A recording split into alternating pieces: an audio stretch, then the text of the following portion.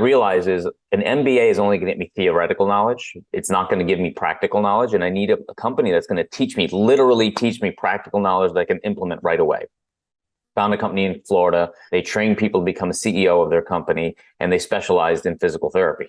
Wow. So I was like, wow, this is the niche that I need. So I literally went down there, listened to everything, and I cut them a check for, I think, $35,000 at that time. And I said, I'm just doing it because this is what I need. And then I basically would go down 3-4 days at a time, take a course, come back up and implement it in my practice, implement it for over 8 weeks, and then go back down again. That took 5 years of going back and forth.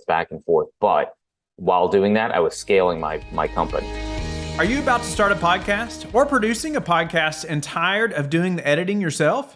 We have produced over 1,000 daily shows, and the production team I've created called Vox Valens Media is now available to produce shows for you as well. We can do as little or much as you need, from finding and communicating with guests, preparing introductions, to editing the audio and video. You will sound better, have a more professional presence, and be able to spend your time doing more valuable tasks in your business. Let me know if you're interested by emailing me directly at whitney@lifebridgecapital.com. This is your daily real estate syndication show. I'm your host, Whitney Sewell. Today, our guest, man, he learned to scale businesses before he got into real estate. His life took a different path than he expected early on, and he was in the medical field, which you're going to hear about. But all of a sudden, he figured out that he needed to know more about business. And you're going to hear about that path, but how that also applied to real estate, and it's going to help you in your business, no doubt about it. Our guest today is Amit Gaglani. He has 20 years as a healthcare practitioner, has business experience scaling and selling his business to private equity twice. During the process, he invested in syndications, aggregated 67 plus accredited investors, and now is the owner of AG Management Consulting Incorporated. He is helping Accountable Equity as the head of growth, where he is on the leadership team creating funds and systems to help scale that company as well. I've got to meet him a few times now in person, which you're going to hear about. They have an amazing event at Accountable Equity for their investors, which I got to speak at not long ago. And it was just a great opportunity. They just have some beautiful properties. Obviously, they're in the hospitality business, and they're anyway, a great team. I've enjoyed them a lot. I know you are going to learn a lot from Amit today. Amit, welcome to the show. Honored to have you on. It was great to see you recently as well. And I want to share with the listeners a little bit about what you all do, where we met, and how you all just operate. It's incredible. But I know there's so much we need to learn about you before we talk about your current role and just the scaling that you're helping with over at Accountable Equity and those guys there. But who are you? Tell us a little bit about your story, because I know you have a lot of experience scaling businesses, and then now, and that was even before the syndication business. Yeah, well, thanks for having me on the show. It's great seeing you twice now. I've seen you down in was it South Carolina that we met, and then that's right. Again. Yeah, and then we met again when you did our Learn and Grow event in Maryland. So it's great, and it's great to learn about you and your family and all your journey and things like that. But I appreciate the opportunity to be able to share my journey. So yeah, so my first name is Amit, my last name is Gaglani. I'm a physical therapist by training, and I did physical therapy school in Scotland, of all places, because I had a wonderful opportunity. So I was there for 3 years, which honestly made a big impact in my life. Came back here, started practicing, loved physical therapy, loved orthopedics. So I decided I was going to specialize in orthopedic physical therapy.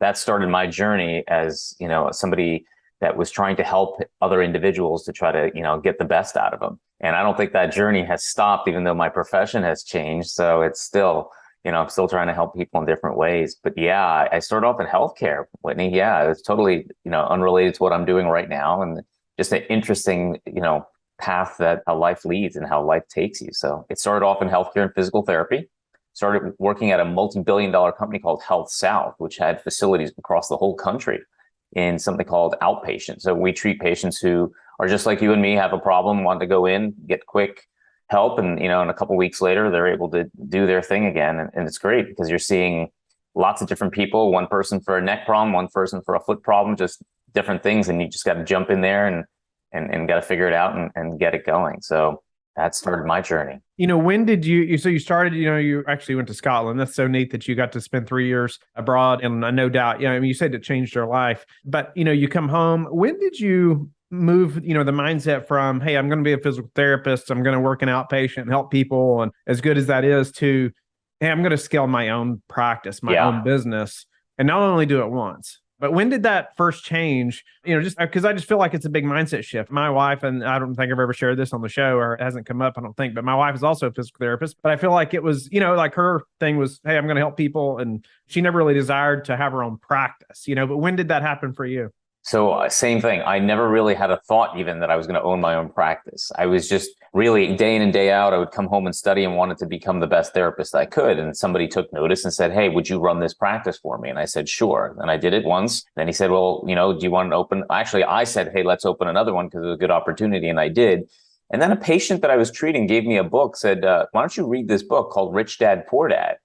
And I got bit. I got bit by the bug. And I said, oh my God, there's a whole world of stuff out there. I read that book, and then I read another book called E-Myth, and I was, wow, I can systematize things, by Michael Gerber, by the way. I can systematize things, and then from there on, you just don't, it's like that movie, The Matrix. Once you swallow that pill, it's like you just can't look back now. It's like everything is different completely. And that's exactly what happened with me. I'd never really had the idea of doing private practice. And then from there on out, I can never really see myself not doing private practice. Wow. So it was that moment that I had decided that I was going to, figure it out and move forward from there. Love that. It's interesting that, somebody gave you Rich Dad, Poor Dad, kind of opened your eyes to this opportunity, right? Same thing for me. I read that Rich Dad, Poor Dad. I mean, like so many other people, it's incredible how many people's lives that book has touched. And I think if nothing else, just opening your eyes to the possibility, right? Yeah. And there's still so much to learn, of course, but man, that just really clicks most people, right? It just changes how you think about the possibility of growing something and what can be done. So your patient asked you to read this. You said, you know what? There's something there. I need to go figure this out.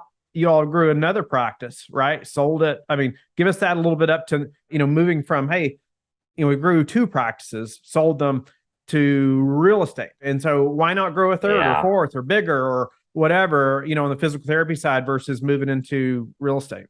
So I got to tell all the listeners first, it was not a smooth journey. By all means, nothing went smooth every day, day in and day out, like getting up in the morning and being, getting up at 5 and being there by 6:30, start treating patients and being there till 9 o'clock at night. And, and you're just trying to figure it out. And I started my own private practice, quickly realized I didn't know what I was doing at all. I knew how to treat patients. That was the easy part. I could get people better, but business-wise, no clue. No idea. And I would just call my friend who was in private practice. What are you doing? I would call another one. What are you doing? They're telling me all these different things. And I was like, these guys don't know what the hell they're doing. They have no idea what they're doing. So I went and decided I need to get educated on being a business owner. And I found a company. And what I realized is an MBA is only going to get me theoretical knowledge. It's not going to give me practical knowledge. And I need a company that's going to literally teach me practical knowledge that I can implement right away. Found a company in Florida. They trained people to become a CEO of their company, and they specialized in physical therapy.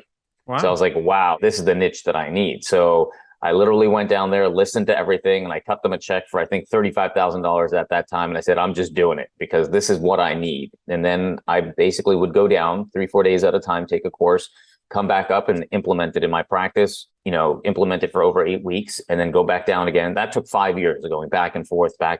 But while doing that, I was scaling my company. I went from 1 office to 2 offices to 3 offices to 4 offices. I had about 40 employees. I think I had about 12 physical therapists. And, we were at a decent enough scale. And this goes now, fast forward several years. I think I started my practice in 2004. I think so. Yeah. And then, several years, you're scaling, you're winning awards for doing things. You're just focused on building. I started getting noticed by private equity companies, and I started getting noticed by strategics. So what strategics are, larger physical therapy companies, because you have a pocket of area that you're the known person in that area. So for them to penetrate that area, they could either try to hash it out and go head to head, but you have all the physicians and you know them and you have relationships, or they could try to buy you over. So that was kind of happening. They were kind of honestly talking to me constantly. And I decided then that if I want to 10x my company, I need to figure out a better way, because I was, a small person considered in a very big world over there in physical therapy. So I couldn't negotiate better rates. I couldn't do a lot of things that the larger companies could do. And I realized for me to 10x myself, I'm going to have to align myself with a larger player that can come in. So I kind of went down the idea of, okay, well, let me figure out what these guys, how they value the company. Once I know their formula, then I'm going to go to work for the next 2 years to try to build the company to the highest value possible. And then I'm going to put myself up for sale, and a sale, not in the sense that I'm walking out 100%, that I would retain a certain large percentage and I would work then in it to build it up even higher to sell it again. And that's exactly what I did. And I decided that the private equity route was smarter for me.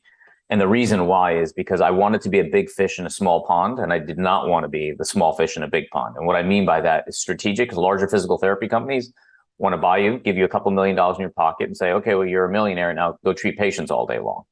And I said, I've come too far just to treat patients all day long. Now, don't get me wrong. I really loved helping people and I loved doing that, but I just figured I had more to offer, right? Yeah. So I found a PE company, private equity company that was hungry to get in because they didn't have what they called a healthcare vertical and they wanted that. So I aligned myself with them. I was one of the first partners that joined. And then, we scaled from my practice to multiple practices to having 100 across the country. Incredible. And that's where it gets fun. Yeah. So like you said, it was a very easy path. I'm just kidding. It's incredible. I mean, that doesn't happen without a ton of effort, but it's incredible that also that you said, hey, I'm going to seek some mentorship, sounds like, right? You found somebody that could train you business side. And I think I see that as well. I mean, it's all of us that even have doctors or physicians or somebody in the medical field that, has their own practice. Often, hey, they're very busy doing what they're really good at. And the business side kind of takes a hit, right? And it's often, it seems that happens. Or as I talk to investors, it seems like a common struggle, right? They don't have the time to devote learning business, right? Because they're focused on their clients or, their patients. But, you saw an opportunity to scale. And I think even in that sense, probably helped a lot more people as well because you scaled and you grew a brand, a company. Well, that's actually the side that people don't see, right? Like my goal was also to help as many more patients as possible. Amit Gaglani can only see so many patients a week. That's right. But when you add on other clinicians and you train them to be the best that they can be, you can see a lot more people. Therefore, you're helping a lot more people. Yeah, for sure. Let's move to, okay, you sold that. You said, you know what? I'm going to take that second exit. Now, the second exit happened, right? I sold to private equity again because we built it up and then I sold it again. And then I basically had some time and I said, okay, what do I want to do? And somebody very intelligent advised me, write down the things that you want to do, write down the things that you don't want to do, write down the things that give you passion and write down the things that really don't, and just follow and pursue the things. So you're at a point in your life now, you've achieved this, don't jump into something you don't want to do and don't make a fast decision. So while that was going on, Josh McCallan of Accountable Equity, which you know very well and I know very well, which was somebody I had been investing with for a while as one of the early investors in Renault Winery, approached me and said, listen, we know you. You keep bringing tons of investors to us. You obviously like what we do here at Accountable Equity. Why don't you join the leadership team? And I hemmed and hawed for a while and said, I don't know if I want to do this. Is this what exactly I want to do with my career? And I wrote down the things that I was good at. And one of the things I was good at was what he wanted me to join, was to help him scale and help the investors and things like that. And I knew their products. And I said, all right. So earlier this year, I think it was a couple months back. Yeah. I said, all right, I'm in. I'm fully in. Like, I want to do this with you. So yeah, that started my journey in a boutique private equity now. So it's interesting from healthcare. How were you first exposed to syndication and even investing in something, like Accountable Equity and those projects? Well, listening to podcasts like yours, believe it or not, I would listen to podcasts incessantly and then write down things that I didn't understand, write down terminologies that I didn't understand. I was listening to one of a family office and I heard Josh McCallan talking. Now, I didn't know him from a hole in the wall. He started talking about these resorts and he basically mesmerized me. And I said, where is this? Where is this? And he said it was in New Jersey. And I said, wait a second, I live in New Jersey.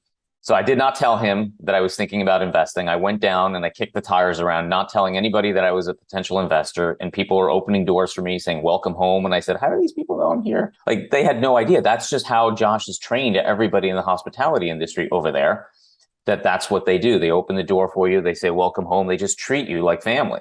And I said, he got something special here because I built a company and I've sold a company and I know getting that culture going is not easy. And that's what made me really, really like what he was doing and with the properties and the vineyard and the golf course and the hotel and the restaurants. And I was like, that's what opened my eyes to him. Love that. Yeah. Culture is so important, right? It's so crucial. I love that. They open the door and say, welcome home. So now you are the head of growth at Accountable Equity. What is that? What is that title? have behind it? What do you do there?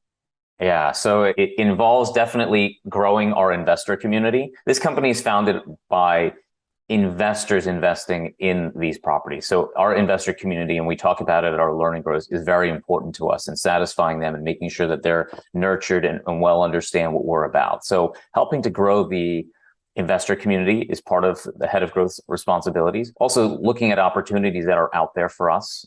We may have started and redeveloped these hospitality things, but we're more than that. We have opportunities, like with your company, with other companies that, we love to be able to partner with and do things with, because there's a lot of synergies, as you know, out there with good people.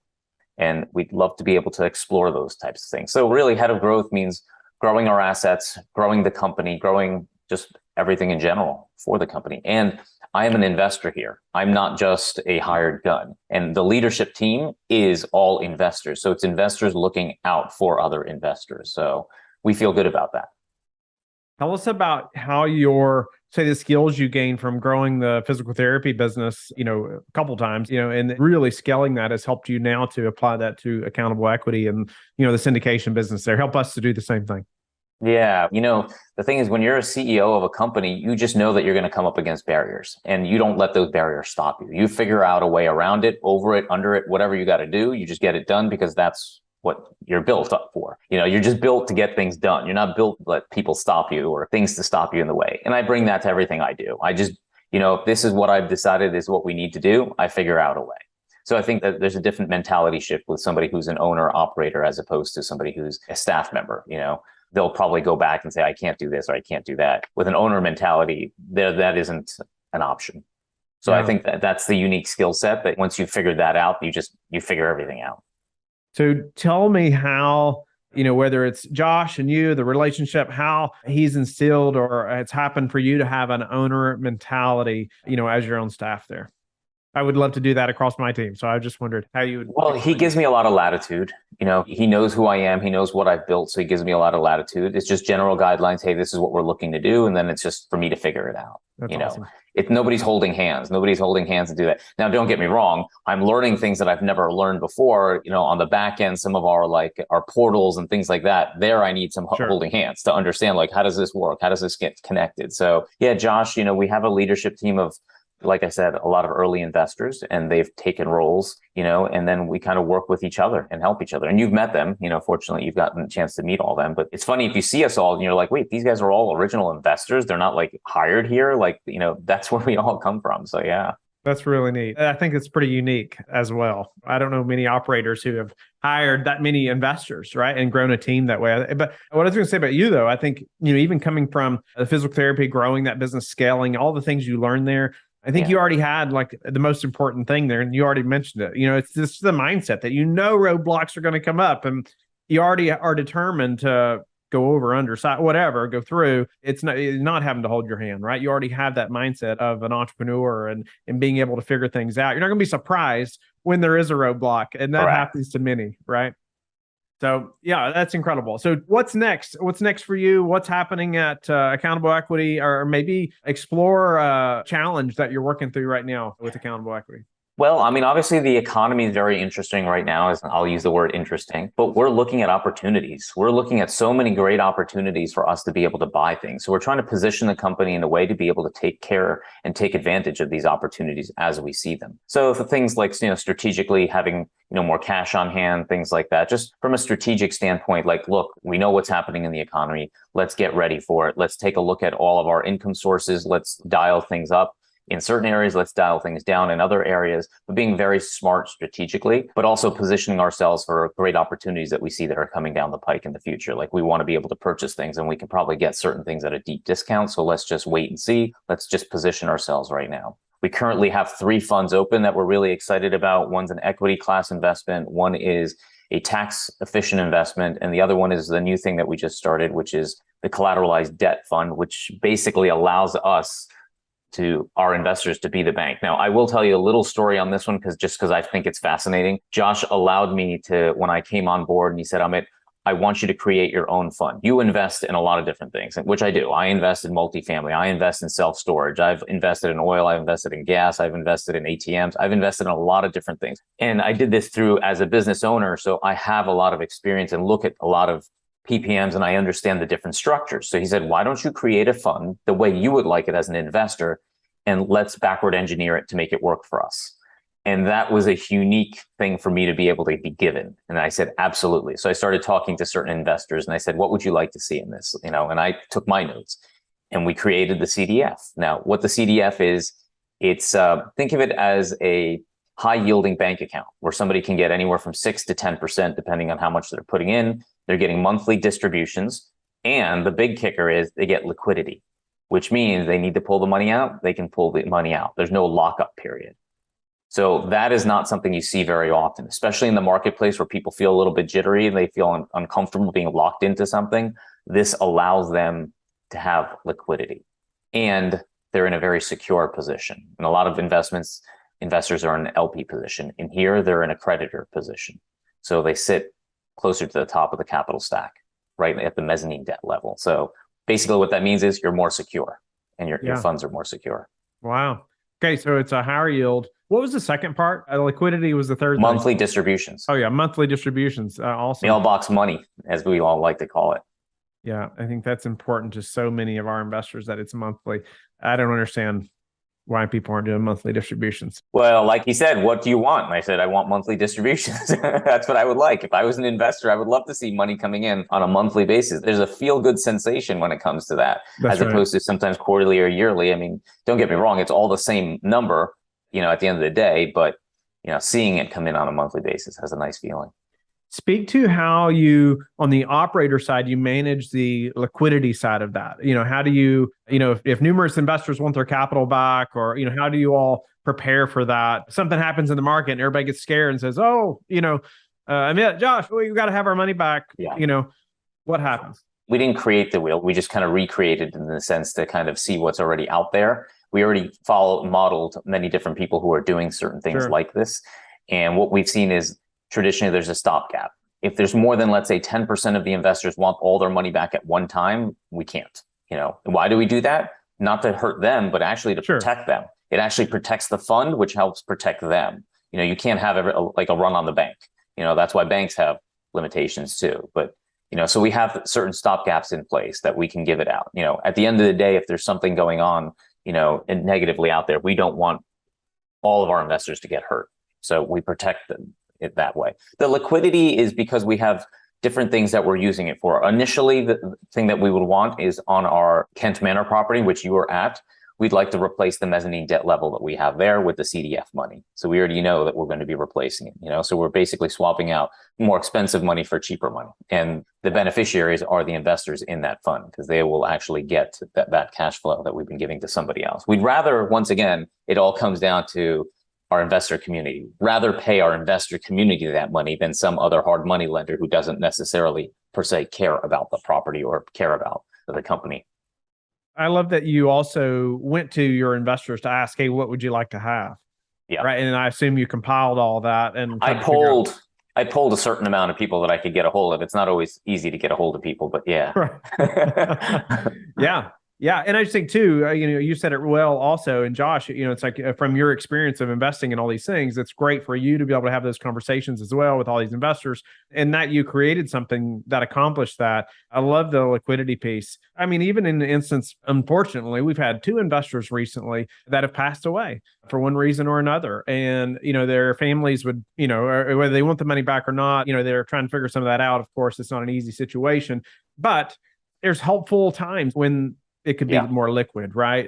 To serve our investors better. And we've tried to think through some ways potentially we could do that. There's ways we can transfer those shares, of course, and that's what we've done, or the GP side will buy the shares or whatever for those investors, so, and those families. But anyway, I love that you polled the investors, you figured out all, a way to do this. What's the length of that fund? And, how many projects will be in that? What's kind of the plan for that? So the CDF fund is meant to be an evergreen fund. So it's not a close-ended fund. It's evergreen because the money can be used, like I said, as mezzanine debt level. For initial use is going to be Kent Manor, but we could use it at Renault. We could use it at our LBI. we have many different properties we can use it on. Beyond that level, we have, as you were at Kent, one of the main problems that we have is we don't have enough hotel rooms. We keep selling out with weddings, but we don't have enough hotel rooms. So we're giving away to other nearby resorts our hotel space. So we would love to be able to use that money to start construction at times when we could. So we'd rather, start the construction right away. We could use it as other opportunities to buy properties. We're getting properties that are being shown to us at deep discounts. And sometimes the opportunity to negotiate comes right then and there. You don't have the time to sit there and say, okay, well, let me go look at institutional debt. Let me fill out their 5,000 forms. Let me see who's interested in this and that. Right. That's a time value that you get lost. And if you have money, let's say in a CDF, we could use it as a bridge loan, which is, a short-term loan, get in there, get the property, and then look for institutional, and swap it out. So it just gives us the nimbleness in business that will benefit all of our investors. Yeah, I love the flexibility and the options that a fund gives you. I think it does. And even like you talking about being able to jump on an opportunity, no doubt, it gives you that opportunity to be able to say, no, hey, we can close next week, right? Exactly. Yes. Love that. Well, we're going to move forward a little bit. I got a few final questions for you, Sure. Amit, that we'll run through, but we'd love your thoughts on some of these, of course, and to help the listeners and myself. But what about, thinking about, you mentioned this a little bit, any steps that you all have taken to prepare for a downturn, right? Obviously, that is just like on the top of everybody's mind right now, what's happening. And we know you and nobody else really knows what's going to happen next month and 12 months from now, but we can prepare, right? And we can think about what's happened in history and all those things. But what's some things that you all have done to prepare for a downturn? Well, the biggest thing would be just having more cash available on hand. That would be the biggest thing, because nobody knows what's going to happen. And in that, you don't want to be strapped. You don't want to be in a position where you don't have enough cash to do the things that you need to do. So fortunately for us, we run resorts that has a lot of different, what we call levers. And what I mean by that is we have a lot of things that we can play with when it comes to the finances in the company. For example, we have a winery, so we have a wine club. So this causes some cash to come in. We can adjust pricing on a daily basis when it comes to hotel rooms. That's another lever. We have golf memberships. We have, daily rates. We have things like that we can adjust. So there's a lot of things, a lot of levers that we can play with to adjust how much money we're taking on or how much, we want to. If we see a slowdown, we can actually adjust our pricing to allow for, to decrease certain things, which, is harder in certain other segments of the industry. But with us, we have a lot of those little things that we can kind of play with that allows for more cash right now. We might give, a discount here or there if we feel like we need to. Based on that, we have weddings that we book out much ahead of time, but during the wedding, there's other things that they buy. When the groomsmen and the bridal party comes in, they want to do other things on the property. They don't want to just sit there, right? They want to go and experience a wine tasting event, so there's adjustments that we can make on that. They want to experience golf for the day. These are all the things that we can do to play with. So when you say, well, what can we do? These are all the things that being able to be nimble in business allows us to be able to adjust, and obviously storing a little bit more cash.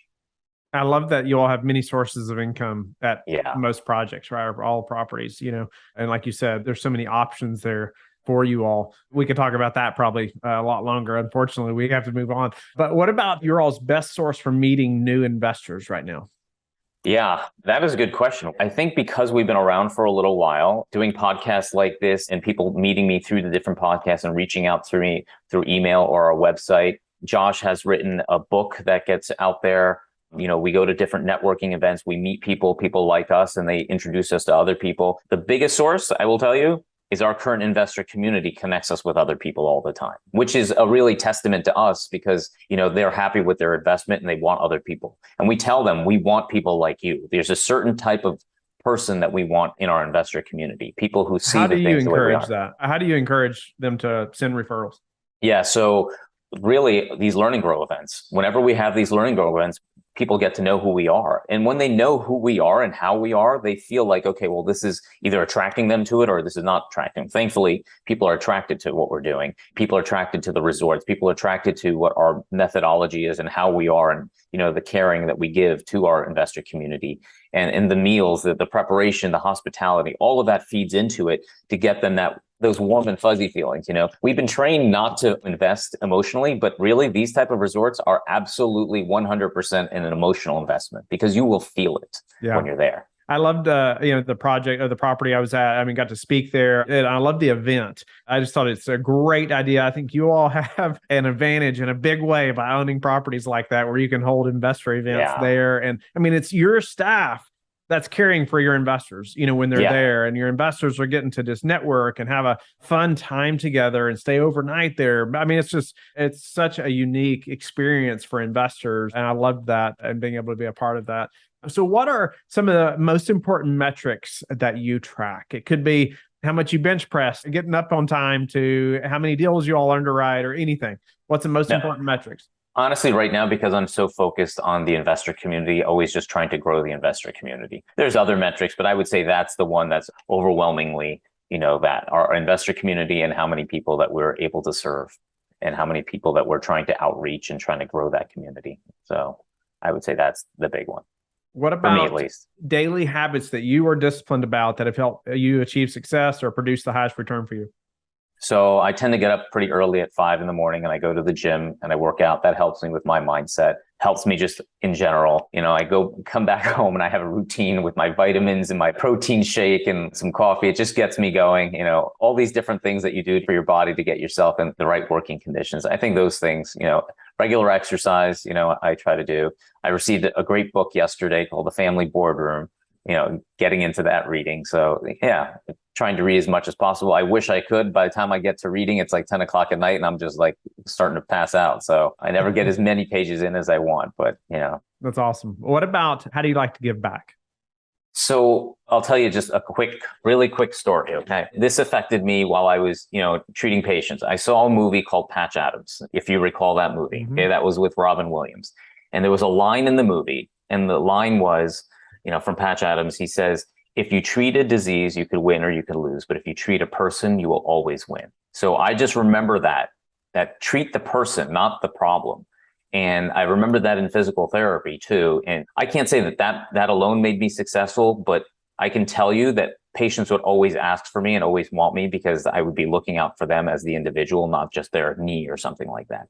And I take that to what I'm doing today too. So when I'm talking to investors, I'm talking to them, what's right for you? It's not about how much money you're investing or we want this or we want that. It's about what is right for you and what fits you, because I want you screaming from the rooftops on how happy and satisfied you are with what we're doing. And you will bring other investors in.